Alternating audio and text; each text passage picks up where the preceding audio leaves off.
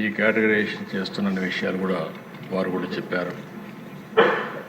అదే మాదిరిగా ప్రధానమంత్రి నరేంద్ర మోడీ గారు కూడా సోషల్ జస్టిస్లో భాగంగా ఎస్సీలకు కూడా కేటగరైజేషన్ చేయాల్సిన అవసరం ఉందని నొక్కి చెప్పారు. అయితే అధ్యక్ష, ఈ సందర్భంగా మనం ఒకసారి ఆలోచిస్తే సమాజంలో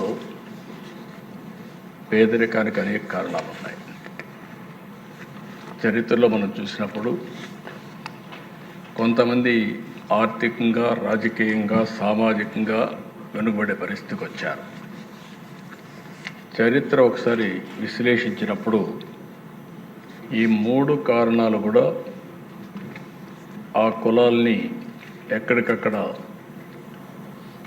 ఆర్థికంగా వెనక్కి లాగేసే పరిస్థితి వస్తుంది.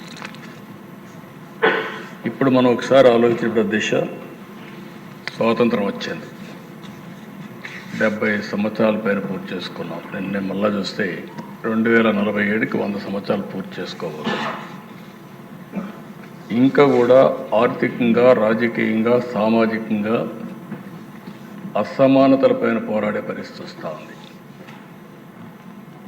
ఇక్కడికి వచ్చినప్పుడు అధ్యక్ష, ఈ కేసు చెప్పిన తర్వాత చరిత్ర కూడా ఒకసారి, చరిత్రలో నేను కూడా ఒక 40-50 ఏళ్ళు భాగస్వాములు అయ్యే పరిస్థితికి వచ్చాం. అది కూడా ఒకసారి చూసినప్పుడు దీన్ని ఇటీవల కాలంలో అనేక ఛాలెంజెస్ తర్వాత, నేను ఆ చరిత్ర చెప్పేటప్పుడు కూడా చెప్తాను, ఒక తీర్పు ఇచ్చారు. 7 మంది జడ్జెస్ 6+1 తీర్పు ఇచ్చినప్పుడు చాలా స్పష్టంగా రాష్ట్ర ప్రభుత్వాలు ఏ వర్గమైనా సరే వెనకబడిందని భావిస్తే మీరు వర్గీకరణ చేసే అవకాశాలు ఉన్నాయని రాష్ట్రం కానీ కేంద్రం కానీ అందరికీ మీకు చేసే అవకాశం ఉందని చాలా స్పష్టంగా తీర్పు ఇచ్చారు. దానిపైన 1 మ్యాన్ కమిషన్ వేయడం, గ్రూప్ ఆఫ్ మినిస్టర్స్ని నియమించడం, వారందరూ ఆలోచించిన తర్వాత మొన్నే క్యాబినెట్లో కూడా ఒక నిర్ణయం చేశాం. ఈ నిర్ణయం చేసిన దాని వెనకాల దిశ, ఎన్నికలప్పుడు కూడా ఎన్డీఏ కూటమి వర్గీకరణకు కట్టుబడి ఉందని చాలా స్పష్టంగా చెప్పాం. చెప్పిన మాట ఈరోజు నిలబెట్టుకోవడానికి ఆ బిల్లు. అదే సమయంలో దిశ, ఇక్కడ మనం ఒకసారి చూస్తే ఇంకా ఇప్పుడే మిత్రులు పవన్ కళ్యాణ్ గారు కానీ కొంతమంది మెంబర్లందరూ అడిగారు. ఒక విషయం చూసినప్పుడు బుడగజంగం, అది ఎప్పటి నుంచో వాళ్ళ సమస్య అయితే చాలా విచిత్రంగా అటు ఇటు సమైక్య ఆంధ్రప్రదేశ్లో ఉన్నప్పుడు కొన్ని రోజులు వాళ్ళు ఎస్సీలో ఉండడం, తర్వాత ఇది రావడం అన్నీ జరిగాయి.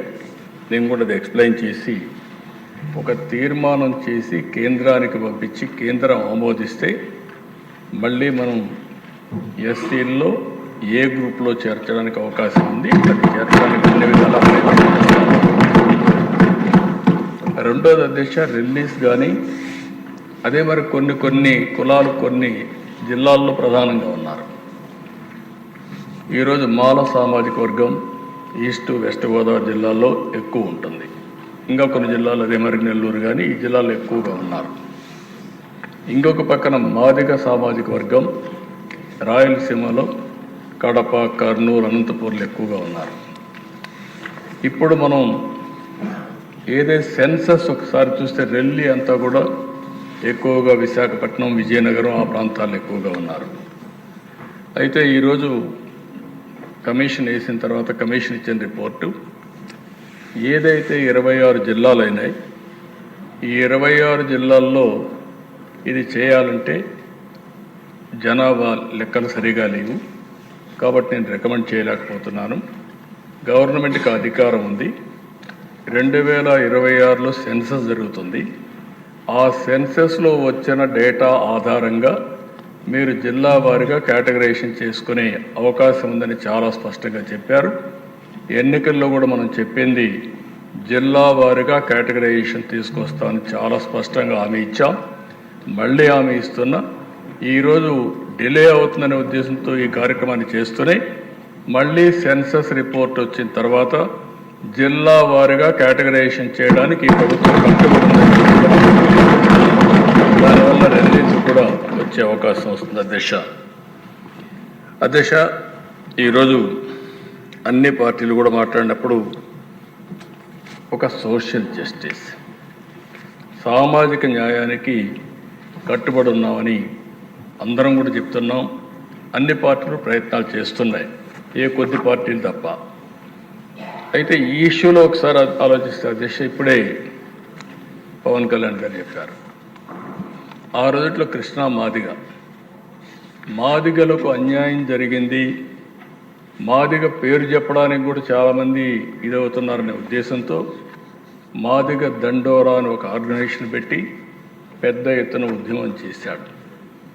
ఆ ఉద్యమం చేసిన ప్రదేశ నేను ముఖ్యమంత్రిగా ఉండడం, వాళ్ళ సమస్యలని చూసిన తర్వాత అనేక సార్లు మాట్లాడిన తర్వాత ఆల్ పార్టీ మీటింగ్స్ కూడా పెట్టుకొని అన్నీ చర్చించిన తర్వాత వారు చేసే డిమాండ్ సబబుగా ఉందనే ఉద్దేశంతో 10/9/96 మీరు కూడా ఆ రోజు పార్టీలో ఉన్నారు అధ్యక్ష, ఆ రోజు జస్టిస్ రామచంద్రరావు కమిషన్ వేసాం.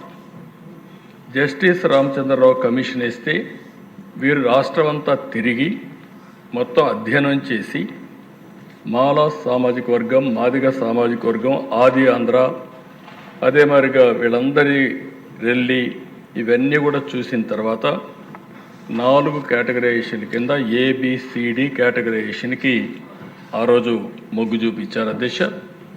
28/5/97 వారు రిపోర్ట్ ఇచ్చారు.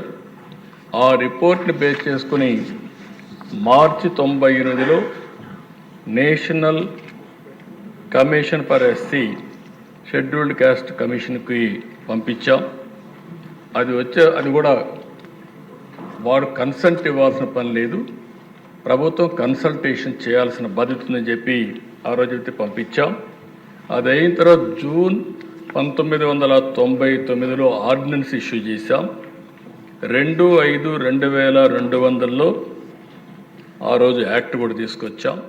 అది కూడా మీరు చూస్తే ఏదైతే rationalisation and reservation act 2000 Andhra Pradesh scheduled caste అని చెప్పి యాక్ట్ కూడా తీసుకొచ్చాం.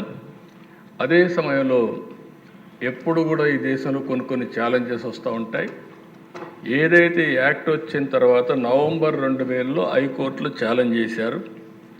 నవంబర్లో అయితే హైకోర్టు కూడా దీన్ని అప్హెల్డ్ చేస్తూ ఇది కరెక్ట్గా ఉందని చెప్పి జడ్జిమెంట్ ఇచ్చారు. అదే మరిగా నవంబర్ 2004లో మళ్ళీ సుప్రీంకోర్టుకి వెళ్ళారు. సుప్రీంకోర్టుకి వెళ్ళినప్పుడు వారు అక్కడ చెప్పింది ఆ రోజుట్లో ఏదైతే వయలేషన్ ఆఫ్ ఆర్టికల్ 341(2) ఓన్లీ